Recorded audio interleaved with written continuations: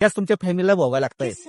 मुंबईमध्ये एक डिवाइस एक SP ऑफिसच्या खालोखाली एक व्यक्ती होती, मोठी लेवलची होती, नाव येत नाही, त्यांची पोस्ट पण सांगणार कारण आज पोस्टवरती आहेत. ते माझ्याकडे आले, सर मी माझ्या आयुष्यामध्ये मिठाईचा एक पुडा पण घरी नेला नाही, पुरे सर्व्हिसमध्ये पोलीस खात्यातले, तरी पण आज माझी फॅमिली खूप डिस्टर्ब आहे. म्हणजे मुलगी थोडी चुकीच्या मार्गाला जातीये, मुलगाला मी आज एवढ्या मोठ्या पोस्टवर शिकवलाय, पण त्याला ज्या गोष्टी मिळायच्या आहेत त्या मिळत नाही. आणि आम्हाला आठवत नाही की आम्ही 14 जण, मी मिसेस आणि दोन्ही मुलं एकत्र संध्याकाळची जेवलो, हे आम्हाला अजून आठवत नाही. कित्येक वर्ष उत्तर दिलं, साहेब तुम्ही तुमच्या आयुष्यात चुकले नाहीत, पण काही निर्णय तुमच्या हातून चुकून झाले.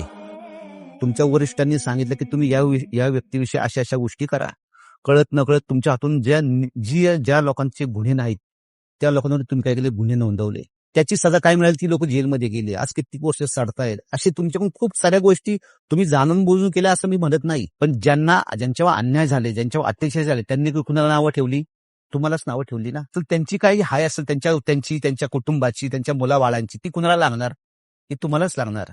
पण तुमच्या हातून जी चुकीची कार्य झाली त्याच तुमच्या फॅमिलीला भोगायला लागताय.